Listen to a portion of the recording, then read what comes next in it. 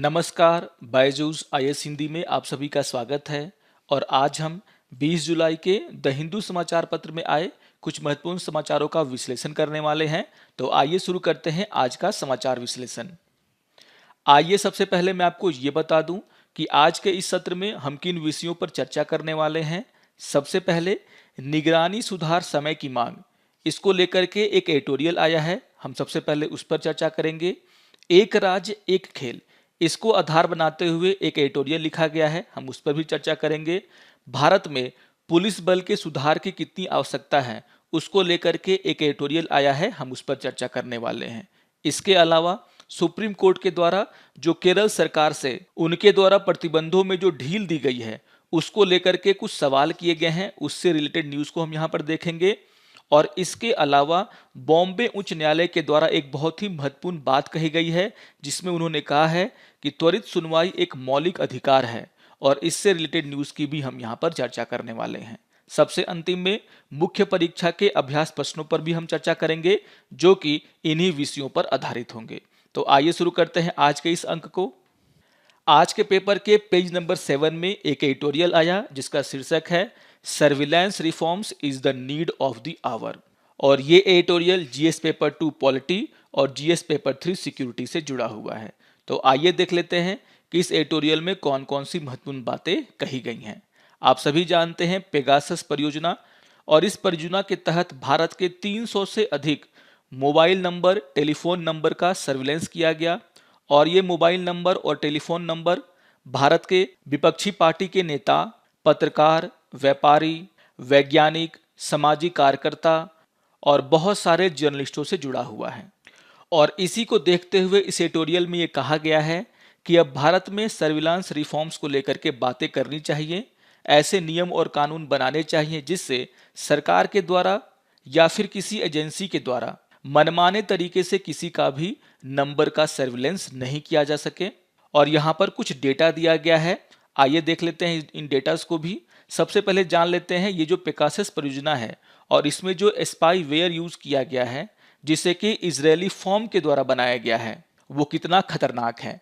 यहाँ पर आज के द हिंदू समाचार पत्र में डिकोडिंग पेगासस, इसको लेकर के बहुत ही इंपॉर्टेंट बातें कही गई हैं। और ये जो स्पाईवेयर है वो बहुत ही खतरनाक है, और इसे हम जीरो क्लिक अटैक भी कहते हैं, क्योंकि यहाँ पर एक मिस कॉल और एक व्हाट्सएप कॉल के जरिए मोबाइल के अंदर इस स्पाईवेयर को पहुंचा दिया जाता है और आपको पता भी नहीं चलता।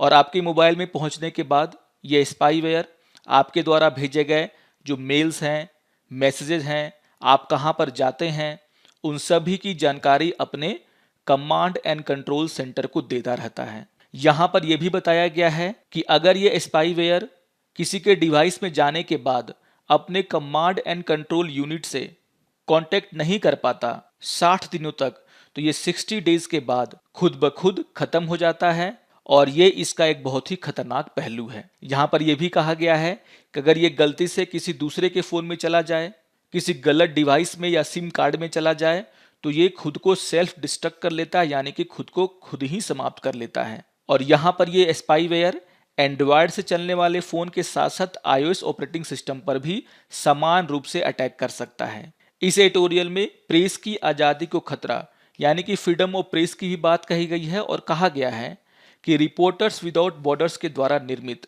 वर्ल्ड प्रेस फ्रीडम इंडेक्स में 2021 में भारत को 180 देशों में से 142वां स्थान दिया गया था। और जैसा कि मैंने कहा कि यहाँ पर जो रिपोर्ट आई है उसमें बहुत सारे ऐसे पत्रकार हैं, खास करके वे पत्रकार जो सरकार के खिलाफ बातें करते हैं, सरकार के कामों के खिलाफ बातें करते हैं, उनका यहाँ पे सर्विलेंस किया गया है। इसको लेकर के यहाँ पे समझाने का प्रयास किया गया है कि किस तरीके से इन सभी बातों के कारण भारत का जो रैंक है वर्ल्ड प्रेस फ्रीडम इंडेक्स में, उसमें काफी नीचे चला गया है भारत। और यहाँ पर यह समझाने का प्रयास किया गया है कि किसी भी पत्रकार को अपनी क्षमता का यूज करने के लिए, उसका उपयोग करने के लिए, अच्छे तरीके से रिपोर्टिंग करने के लिए प्राइवेसी और फ्री स्पीच, यानी कि गोपनीयता और मुक्त भाषण बहुत ही जरूरी है। अगर देश में पत्रकारों को सुरक्षा नहीं दी जाएगी, उन्हें प्राइवेसी नहीं दी जाएगी, उन्हें बोलने का अधिकार नहीं दिया जाएगा, तो ऐसी परिस्थिति में कोई भी रिपोर्टर, कोई भी पत्रकार सही तरीके से काम नहीं कर सकता। और इन बातों को सुप्रीम कोर्ट ने भी माना है, सुप्रीम कोर्ट के द्वारा ये कहा गया है कि निजता के अभाव में पत्रकार अपने आप को असुरक्षित महसूस करता है, और खास करके वे पत्रकार जो किसी न किसी वजह से सरकार के काम की आलोचना करते हैं, उनके लिए और उनके स्रोतों के लिए व्यक्तिगत सुरक्षा खतरे में पड़ जाती है।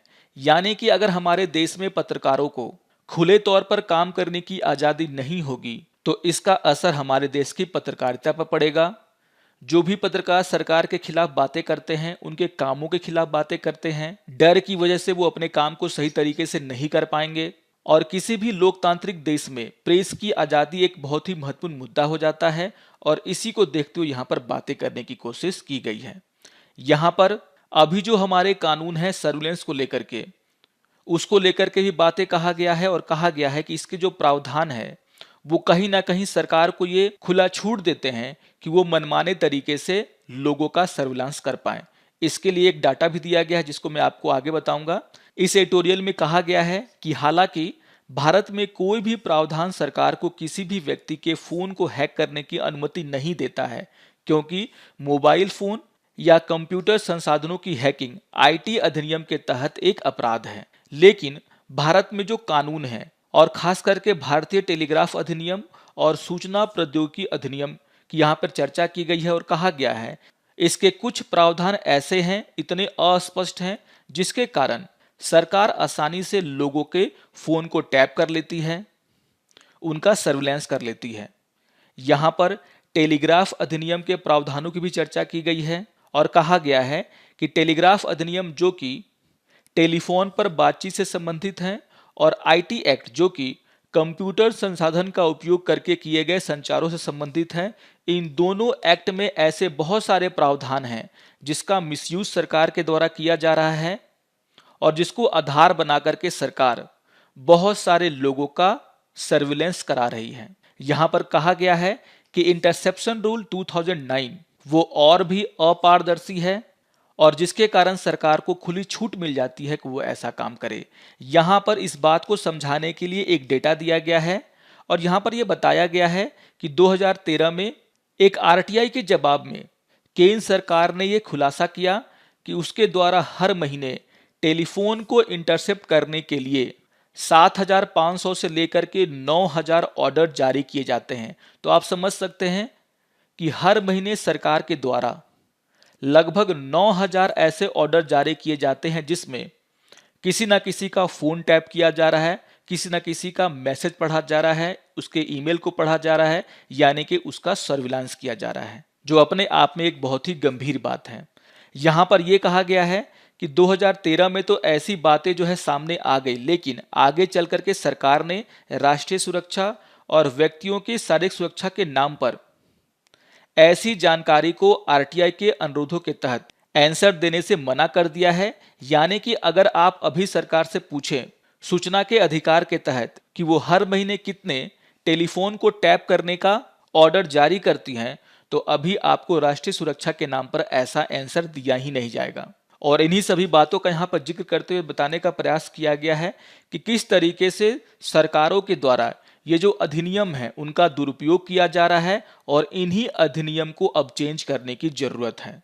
इस एडिटोरियल में न्यायपालिका की भूमिका के ऊपर भी चर्चा किया गया है, और ये बताने का प्रयास किया गया है कि किस तरीके से जो सर्विलांस किया जाता है सरकार के द्वारा लोगों को बिना बताए, वो हमारे संविधान में दिए गए जो मौलिक अधिकार है, खास करके अनुच्छेद 19 और 21 के तहत जो हमें निजता का अधिकार, बोलने का अधिकार और व्यक्तिगत स्वतंत्रता का अधिकार दिया गया है, उसके खिलाफ जाता है और उसे प्रभावित करता है। आप सभी जानते हैं कि आर्टिकल 19 में हमें बोलने की स्वतंत्रता दी गई है, और जो हमारा आर्टिकल 21 है जिसे हम कहते हैं right to life and personal liberty, वो भी एक बहुत ही महत्वपूर्ण अधिकार है, और वहां पर हमें निजता का अधिकार भी दिया गया है। और अगर सरकार के द्वारा बिना बताए किसी भी व्यक्ति का फोन टैप किया जाता है, उसके ईमेल को पढ़ा जाता है, उसके मैसेज को पढ़ा जाता है, तो वो एक तरीके से ये जो फंडामेंटल राइट हमें दिए गए हैं उसका उल्लंघन है। और यहाँ पर यह भी बताने का प्रयास किया गया है कि किस तरीके से ये सारे काम कार्यपालिका के द्वारा किए जाते हैं, चुपके से किए जाते हैं, जिससे उस व्यक्ति को ये पता भी नहीं चलता कि उसके फ़ोन को टैप किया जा रहा है, उसके मैसेजेज, उसके ईमेल को पढ़ा जा रहा है। और आप सभी को पता होगा कि हमारे संविधान में आर्टिकल 32 और आर्टिकल 226 के तहत सर्वोच्च न्यायालय और उच्च न्यायालय को रिट जारी करने का अधिकार है अगर कोई व्यक्ति आकर के वहां पर यह कहता है कि उसके फंडामेंटल राइट का हनन हुआ है। लेकिन यहां पर कहा गया है कि चूंकि सरकार के द्वारा यह गुप्त रूप से किया जाता है, इसीलिए सर्विलांस का शिकार होने वाले व्यक्ति को यह पता ही नहीं रहता कि उसका फोन टैप हुआ है, जिसके कारण वो कोर्ट में जाकर के अपील नहीं कर पाता। और यहां पर एक तरीके से जो केस बनता है फंडामेंटल राइट के हनन का, वो केस भी यहां पर नहीं बन पा रहा और कोर्टों के द्वारा भी रिट का इस्तेमाल इस केस में नहीं किया जा पाता। तो इन सभी का यहां पर जिक्र किया गया है और कहा गया है कि केएस पुट्टुस्वामी बनाम भारत संघ मामले में सुप्रीम कोर्ट ने साफ साफ ये कहा था कि सरकार को उचित प्रक्रिया और शक्तियों के पृथक्करण के आदर्शों का उल्लंघन नहीं करना चाहिए और अगर किसी व्यक्ति का चुपके से सर्विलांस सरकार करती है तो यह न केवल उचित प्रक्रिया और शक्तियों के पृथक्करण के आदर्शों का उल्लंघन करता है बल्कि प्रतिक्रियात्मक सुरक्षा उपायों की आवश्यकता के भी खिलाफ जाता है। कहने का आशय यह है कि अगर आपने किसी का सर्विलांस किया है तो उस व्यक्ति को यह अधिकार है कि वो उसके खिलाफ कोर्ट में जाए, वहां जाकर के अपील करे कि उसके फंडामेंटल राइट का हनन हुआ है। लेकिन जब सरकार ऐसे स्पाईवेयर का यूज करके किसी का सर्विलांस करती है तो यहां पर उस व्यक्ति को पता ही नहीं रहता कि उसका सर्विलांस किया जा रहा है, जिसके कारण वो कोर्ट में भी अपील नहीं कर पाता। इन्हीं सब बिंदुओं पर प्रकाश डालते हुए इस एडिटोरियल में समझाने का प्रयास किया गया है किस तरीके से अभी के टाइम में सर्विलांस रिफॉर्म्स की बहुत ज़्यादा ज़रूरत है। जो भी हमारे देश में कानून हैं उनमें सर्विलांस को लेकर के स्पष्ट निर्देश होने चाहिए कि कैसी परिस्थिति में और क्यों सरकार के द्वारा किसी व्यक्ति का सर्विलांस किया जाए। आइए अब एक और एडिटोरियल की यहाँ पे चर्चा कर लेते हैं। आज के पेपर के पेज नंबर 7 में एक एडिटोरियल आया जिसका शीर्षक है मेकिंग इंडिया ए स्पोर्टिंग नेशन और ये एडिटोरियल जीएस पेपर 2 गवर्नेंस से जुड़ा हुआ है। यहाँ पर स्पोर्ट्स को लेकर के बातें कही गई हैं और यहाँ पर एडिटोरियल में लेखक के द्वारा वन स्टेट वन स्पोर्ट्स को बढ़ावा देने की बात कही गई है। यहाँ पर शुरुआत में ही एक बहुत ही इंपॉर्टेंट बात कही गई है और कहा गया है कि यदि भारत विभिन्न विभिन्न राज्यों में विभिन्न विभिन्न खेलों को देख करके उनकी विशेषताओं को देखते हुए अगर वहां पर उत्कृष्टता केंद्र बनाता है और हर राज्य को अगर किसी एक खेल के लिए विकसित किया जाता है तो भारत अंतर्राष्ट्रीय स्तर पर अच्छा प्रदर्शन कर सकता है। यहाँ पर खेलों को आगे बढ़ाने के लिए कुछ बुनियादी बातों पर ध्यान दिलाने का प्रयास किया गया है और यहाँ पर कहा गया है कि 2004 में दो अर्थशास्त्री बर्नार्ड एबी और बुस्से एमआर के द्वारा एक पेपर प्रकाशित किया गया था जिसका नाम था the review of economics and statistics और यहाँ पर इन्होंने ये बताने का प्रयास किया कि कौन सा देश ओलंपिक में कितना पदक लाता है ये कहीं ना कहीं उसके जीडीपी से जुड़ा हुआ है। यानी कि अगर किसी देश का जीडीपी ज़्यादा है तो ओलंपिक खेलों में वो ज़्यादा पदक लाएगा, ऐसा यहाँ पर इन दोनों अर्थशास्त्रियों के द्वारा बताने का प्रयास किया गया था। और इसके बाद बहुत सारे ऐसे रिसर्च किए गए जिसमें इस तथ्य का पता लगाने का प्रयास किया गया कि क्या जो खेलों में पदक लाया जाता है देशों के द्वारा वो उनकी जीडीपी से जुड़ा हुआ है या नहीं। और यहाँ पर रियो ओलंपिक के बाद कुछ रिसर्च किया गया और यहाँ पर एक डेटा दिया गया है जिसमें ये कहा गया है कि प्रति 100 अरब डॉलर पदक कुछ कैरेबियाई देशों में सबसे ज़्यादा हैं और कुछ एशियाई और अफ्रीकी देशों में सबसे कम है। यानी कि जो कैरेबियाई देश हैं जिनका जीडीपी बहुत ही कम होता है, अगर देखा जाए तो इन देशों के द्वारा ओलंपिक में ज़्यादा पदक लेकर के आया जाता है। और इसीलिए ये कहना कि अगर किसी देश का जीडीपी बहुत बड़ा होगा तो उस देश के खिलाड़ियों के द्वारा ज़्यादा पदक लाया जाएगा ओलंपिक में, ये कहीं से भी सही नहीं है। और इस रिसर्च के बाद इस परिकल्पना को काफ़ी हद तक नकार दिया गया। आप भारत का ही एग्जाम्पल ले सकते हैं। हमारी जीडीपी बहुत बड़ी है लेकिन हम लोगों के द्वारा ओलंपिक में उतना अच्छा प्रदर्शन नहीं किया जाता। यहाँ पर प्रदर्शन निर्धारित करने वाले कारकों की चर्चा की गई है और बताया गया है कि किसी भी राष्ट्र का जीवन स्तर और उसके देश की जनसंख्या का जो आकार है वो कहीं ना कहीं ओलंपिक में उसके प्रदर्शन को निर्धारित करने का प्रमुख कारक है। यहाँ पर कहा गया है कि अगर किसी देश में जो जीवन स्तर है वो बहुत ही औसत है या फिर कम है, यानी कि वहाँ के जो लोग हैं वो भूखमरी का शिकार हैं, वो बहुत ज़्यादा गरीब हैं, उनका जो हेल्थ स्टेटस है वो बहुत ही खराब है, तो उस देश के लोगों के द्वारा खेलों में भी अच्छा प्रदर्शन नहीं किया जा सकता। अगर आपके देश की जनसंख्या बहुत ज़्यादा है तो यहाँ पर बहुत सारी मूलभूत सुविधाओं की कमी हो जाती है। लोगों का जो खान पान का स्तर है वो उतना ऊंचा नहीं रहता। यहाँ पर जो दूसरे कारकों की बात की गई है उसमें अनुवांशिक कारण की भी चर्चा की गई है, यानी कि जेनेटिक फैक्टर का भी चर्चा किया गया है।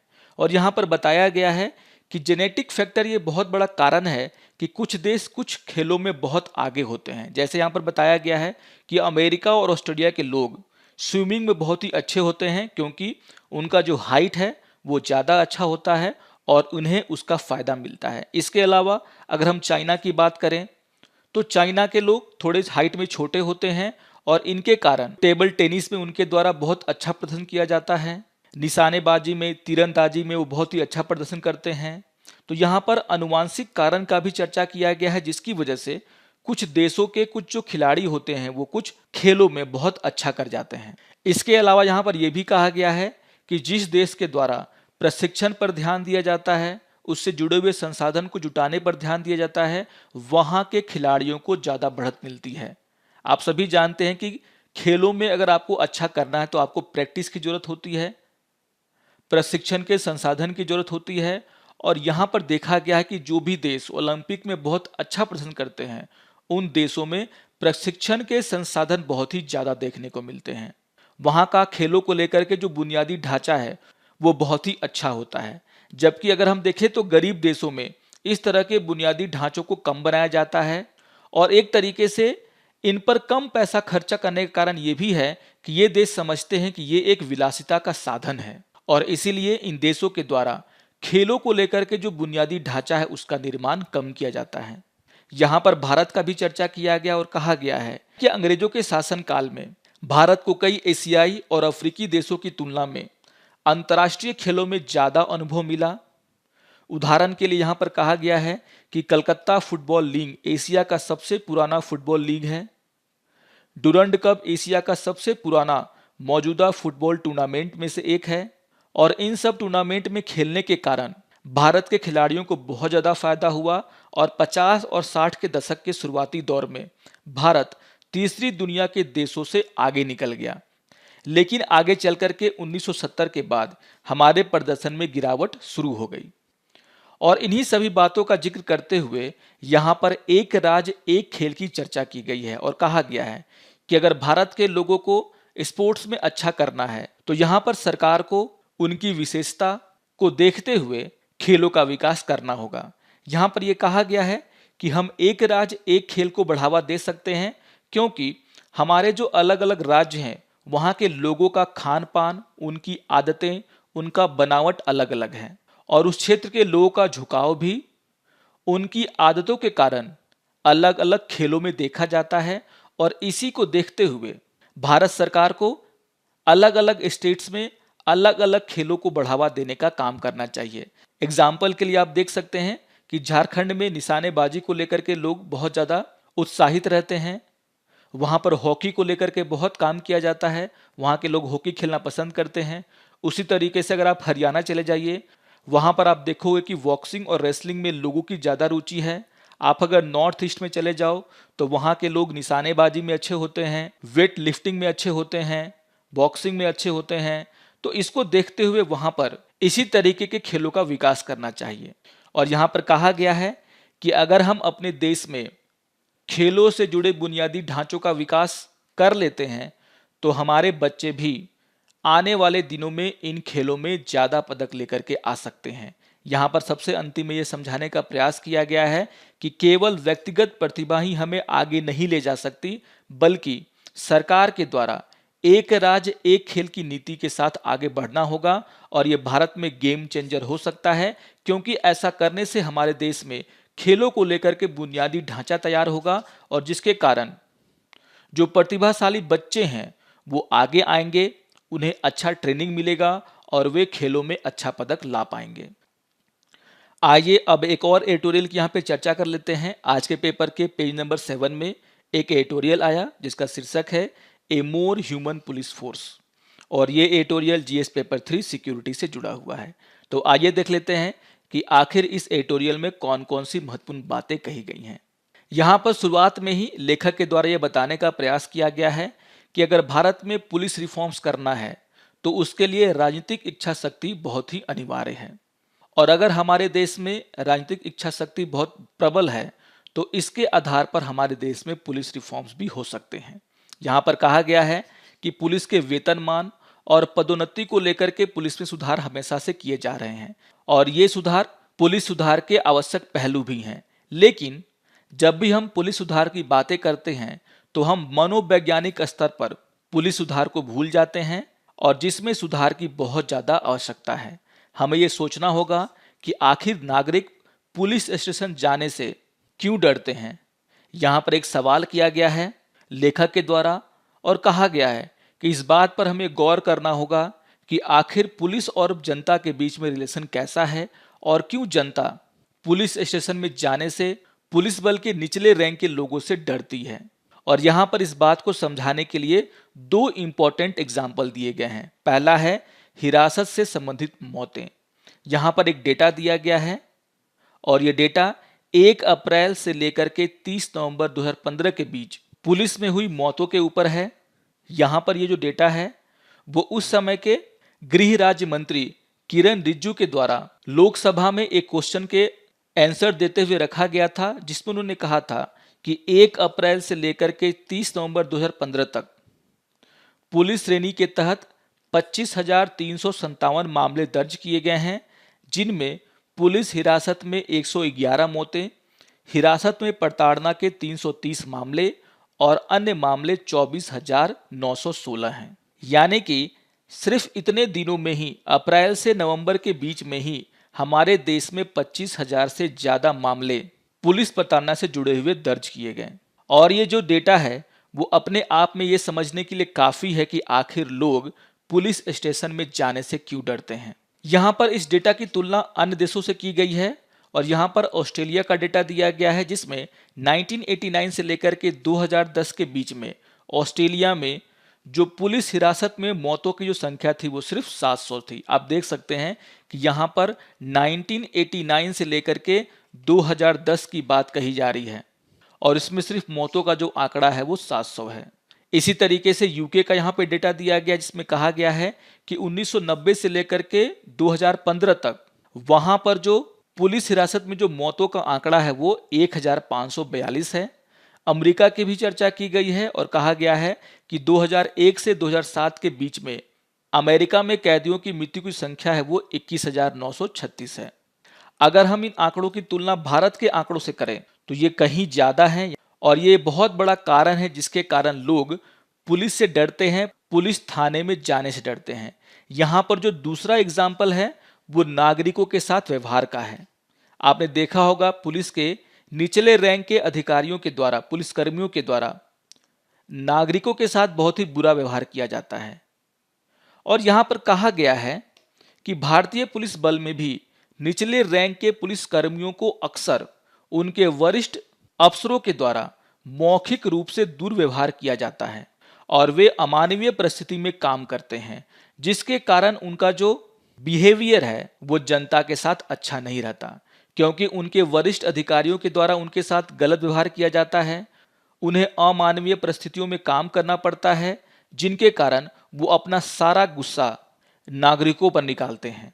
और इसको लेकर के इन सुधारों के मुद्दे पर कई समितियों ने कई सिफारिशें की, लेकिन स्टेट गवर्नमेंट के द्वारा और सेंट्रल गवर्नमेंट के द्वारा जो है इस पर कोई भी ज़्यादा कार्रवाई नहीं की गई और आखिरकार सर्वोच्च न्यायालय को इसमें हस्तक्षेप करना पड़ा, क्योंकि उसने देखा कि ना तो केंद्र सरकार और ना ही राज्य सरकारें इन सिफारिशों पर कोई कार्रवाई करने के मूड में हैं। अगर हम पुलिस अधिनियम की बात करें तो ये पुलिस अधिनियम 1857 के विद्रोह के बाद अंग्रेजों के द्वारा इस तरह के विरोधों को कुचलने के लिए 1861 में पास किया गया था, जिसका मुख्य उद्देश्य था कि दोबारा से इस तरह का विद्रोह हमारे देश में ना पनप पाए। यानी कि उस समय पुलिस के द्वारा जनता पर काफी अत्याचार किया जाता था। पुलिस वही करती थी जो उनके पॉलिटिकल लीडर कहते थे और यही व्यवस्था आजादी के बाद भी हमारे यहाँ चलती आ रही है और इसे बदलने की जरूरत है। जिस तरीके से पुलिस पॉलिटिकल लीडर के कहने पर काम करती है, उसके कारण जनता और पुलिस के बीच में जो एक विश्वास की भावना है उसको आघात पहुंचा है और इस बात को यहां पर उठाने का प्रयास किया गया है। यहां पर एक और इंपॉर्टेंट बात कही गई है यूएस को लेकर के, और यहां पर कहा गया है कि जिस तरीके से यूएस में जेल व्यवस्था का निजीकरण किया गया, पुलिस व्यवस्था का सैन्यीकरण किया गया, उसके परिणाम वहां पर बहुत ही बुरे हुए हैं और भारत को पुलिस सुधारों के समाधान के रूप में इस तरह के विचारों को त्यागना चाहिए। ये बहुत ही विनाशकारी हो सकता है। यहां पर सबसे अंतिम में कहा गया है कि भारतीय पुलिस बल में किसी बड़े सुधार को लाने के लिए राजनीतिक इच्छा शक्ति बहुत ही जरूरी है, और अगर केंद्र और राज्य सरकारों के बीच में ऐसी राजनीतिक इच्छा शक्ति है तभी जाकर के हमारे देश में बहुत बड़े पुलिस सुधार किए जा सकते हैं। आइए अब कुछ न्यूज़ की यहाँ पे चर्चा कर लेते हैं। आज के पेपर के पेज नंबर 1 और पेज नंबर 8 और इसको लेकर के पेज नंबर 6 पे एक एडिटोरियल भी आया है जिसका शीर्षक है हेल्थ एवं फेथ, और ये सारे न्यूज़ जीएस पेपर 2 पॉलिटी से जुड़े हुए हैं। जैसा कि मैंने कहा कि सुप्रीम कोर्ट के द्वारा कल केरला सरकार से बहुत सारे क्वेश्चन पूछे गए थे और उन्हें 24 घंटे से कम का समय दिया गया था ये बतलाने के लिए कि आखिर केरला सरकार ने बकरीद के मौके पर 18 जुलाई से लेकर के 20 जुलाई तक कोविड-19 के दौरान जो प्रतिबंध वहां पर लगाए गए थे उसमें रिलैक्सेशन क्यों दिया, उसमें छूट क्यों दिया।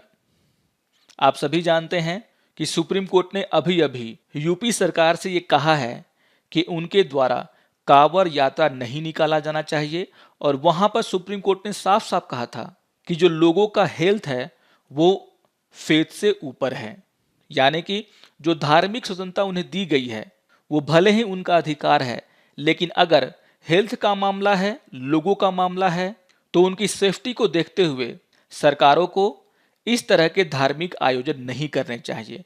और इसी को देखते हुए जब केरला सरकार ने 18 जुलाई से 20 जुलाई तक बकरीद के मौके में कोविड-19 के दौरान लगाए गए रिस्ट्रिक्शन को हटाया, तो यहां पर सुप्रीम कोर्ट ने उनसे भी क्वेश्चन पूछा है और इसका जवाब देते हुए केरला की सरकार ने यह कहा है कि यहां पर उन्होंने रिस्ट्रिक्शन, धार्मिक भावना और बिजनेस को एक साथ रख करके ये फैसला लिया है। उन्होंने कहा है कि लॉकडाउन के कारण राज्य में व्यापारिक गतिविधियां बंद हैं और बकरीद के मौके पर बहुत ज़्यादा खरीदारी की जाती है लोगों के द्वारा। व्यापारी ऐसे मौक़ों के लिए बहुत पहले से ही सामान खरीद करके अपने पास रख लेते हैं और इसी को देखते हुए केरला सरकार ने ऐसा फैसला लिया ताकि इस लॉकडाउन में कुछ व्यापारिक गतिविधियां उनके स्टेट में चल सके। यहाँ पर जो केरला सरकार के द्वारा जो एफिडेविट दिया गया है उस पर आज यानी कि 20 जुलाई को सुप्रीम कोर्ट के द्वारा फैसला लिया जाएगा। तो इनके ऊपर हमने काफ़ी चर्चा की है और आप लोग ध्यान देंगे कि आखिर सुप्रीम कोर्ट केरला सरकार के एफिडेविट पर क्या फैसला लेती है। आइए एक और न्यूज़ की यहाँ पे चर्चा कर लेते हैं। आज के पेपर के पेज नंबर 10 पर एक न्यूज़ आया जिसका शीर्षक है speedy trial a fundamental right, और ये किसने कहा है? तो ये कहा है बॉम्बे हाई कोर्ट ने। तो बहुत बड़ी बात है, यहाँ पर बॉम्बे हाई कोर्ट के द्वारा स्पीडी ट्रायल को यानी कि जल्द सुनवाई को लोगों के फंडामेंटल राइट बताया है और कहा है कि अगर पुलिस के द्वारा स्पीडी ट्रायल नहीं किया जाता, अगर जांच में बहुत ज़्यादा समय लिया जाता है, तो एक तरीके से ये सारी बातें लोगों के फंडामेंटल राइट का हनन करती हैं। अगर एक लार्जर पिक्चर में देखें तो बॉम्बे हाई कोर्ट ने यहाँ पर एक बहुत ही महत्वपूर्ण बातें कही हैं। यहाँ पर उन्होंने कहा है कि जिस तरीके से पुलिस के द्वारा किसी मामले की जांच में बहुत ज़्यादा देरी की जाती है, जिसके कारण जिन पर ये आरोप लगाए जाते हैं वो बहुत दिनों तक जेल में रहते हैं और कहीं ना कहीं ये सारी बातें उस व्यक्ति के फंडामेंटल राइट के खिलाफ जाती हैं। लेकिन यहाँ पर जो सबसे महत्वपूर्ण बात है वो ये है कि हाई कोर्ट ने स्पीडी ट्रायल को एक फंडामेंटल राइट बताया है और ये जो बातें कही हैं बॉम्बे हाई कोर्ट ने, कहीं ना कहीं इसका असर हमारे देश में जो इतने सारे पेंडिंग मामले हैं उन पर पड़ने वाला है और ये जो बात बॉम्बे हाई कोर्ट के द्वारा कही गई है उसके दूरगामी परिणाम आपको देखने को मिलेंगे। तो बहुत ही इंपॉर्टेंट न्यूज़ है, इसको समझने का प्रयास करेंगे आप। आइए अब आज के समाचारों पर आधारित मुख्य परीक्षा के अभ्यास प्रश्नों पर चर्चा कर लेते हैं। यहाँ पर क्वेश्चन नंबर 1 है, राज्य के द्वारा की जाने वाली निगरानी के संबंध में भारत में संवैधानिक और कानूनी सुरक्षा उपायों की जांच करें, क्या वो पर्याप्त हैं, इस पर चर्चा करें। तो सर्विलांस के ऊपर जो एडिटोरियल आया है उसमें हमने इस पर बहुत सारी चर्चा की है। हमने भारत में जो संवैधानिक प्रावधान हैं, जो फंडामेंटल राइट भारत के लोगों को दिए गए हैं, उसकी भी चर्चा की। और जो कानून हैं, आईटी एक्ट की हमने चर्चा की, टेलीग्राफ एक्ट की हमने चर्चा की, उन सभी का यहाँ पर आप चर्चा और बताने का प्रयास करें कि क्या ये कानून पर्याप्त हैं भारत के लोगों को इस तरह की निगरानी से बचाने के लिए। आइए देख लेते हैं क्वेश्चन नंबर 2 को। और क्वेश्चन नंबर 2 है, यदि विभिन्न राज्यों को विभिन्न खेलों के लिए उत्कृष्टता केंद्र के रूप में विकसित किया जाए तो भारत अंतर्राष्ट्रीय क्षेत्र में बेहतर प्रदर्शन कर सकता है। इस कथन पर अपने विचार रखें। तो अपने सेकेंड न्यूज में हमने इस पर बातें की थी और हमने ये समझने का प्रयास किया था किस तरीके से अगर खेलों में अच्छा प्रदर्शन करना है तो एक अच्छी बुनियादी ढांचे का निर्माण करना बहुत ही जरूरी है। और भारत में इतने सारे स्टेट हैं और हर स्टेट की लोगों की अपनी अपनी विशेषताएं हैं, उनके खान पान अलग अलग हैं, खेलों में रुचि भी अलग है। और इसको देखते हुए अगर सरकार स्टेट वाइज अलग अलग खेलों पर ध्यान दे, हर स्टेट में वहाँ के लोगों के रुचि के अनुसार वहाँ पर बुनियादी ढांचे का निर्माण किया जाए तो भारत के लोग भी इन अंतर्राष्ट्रीय खेलों में बेहतर प्रदर्शन कर सकते हैं। इन्हीं सभी बातों को यहाँ पर आपको लिखना है। आशा करता हूँ कि आपको आज का ये समाचार विश्लेषण पसंद आया होगा। सारे टॉपिक्स बहुत ही इंपॉर्टेंट हैं। मेरी बातों को सुनने के बाद आपको ये टॉपिक्स और ज़्यादा अच्छे तरीके से समझ में आएंगे, तो आप लोग जरूर इसे ध्यान से पढ़ लेंगे। और अगर ये वीडियो आपको अच्छा लगे तो आप जरूर इसे लाइक करें, शेयर करें और दूसरों को भी सब्सक्राइब करने के लिए प्रेरित करें। तो मिलते हैं समाचार विश्लेषण के अगले अंक में। तब तक के लिए नमस्कार और धन्यवाद।